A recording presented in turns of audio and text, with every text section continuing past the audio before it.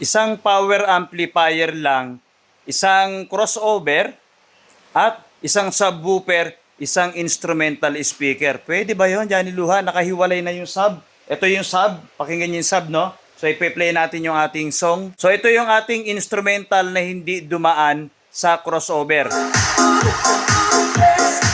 At ito yung ating subwoofer na dumaan sa crossover. Pero pag pinagsabay mo yan dalawa na yan,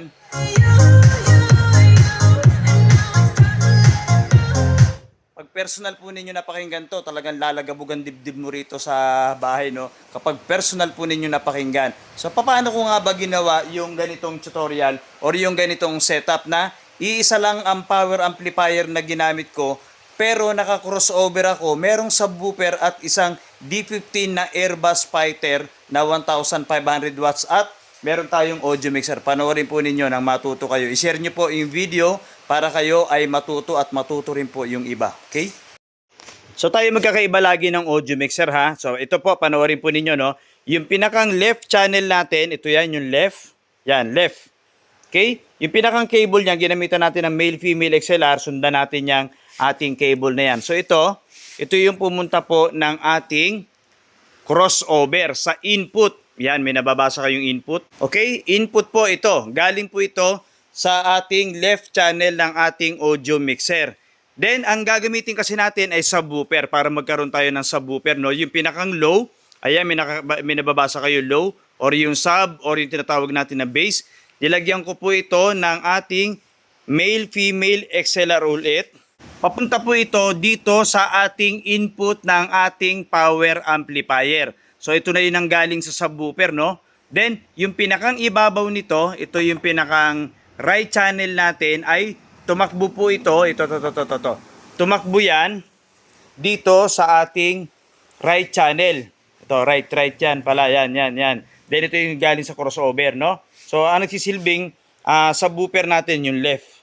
Then yung right natin, ito yung ating instrumental. Ito yan. Then, yung left, ito po yan. So, saan kayo maglalagay ng ating speaker? Okay, siyempre, maglalagay kayo ng speaker. Dito, ito yung instrumental or ito yung tinatawag natin na Airbus Fighter na instrumental speaker natin. So, ito yung speaker input niya. Then, ito yung crossover na galing sa kabilang channel ng ating audio mixer. So, lalagay mo dito yung subwoofer. Okay, so ito yung ating subwoofer at ito yung ating instrumental.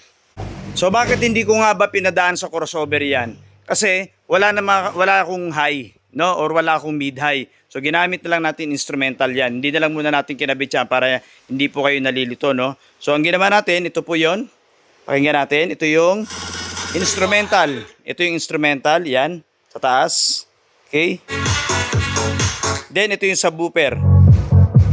Pag pinagsama mo yan,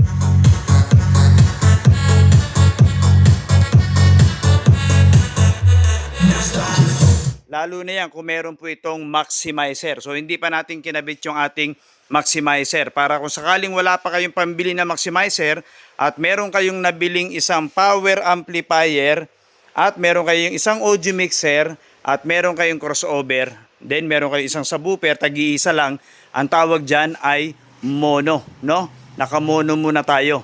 Okay? So, ganyan ang ating setup na ginawa para po makonect ninyo yung inyong mga audio. So, nakakuha nyo po ba? So, balik-balikan nyo lang itong video para po kayo ay matuto.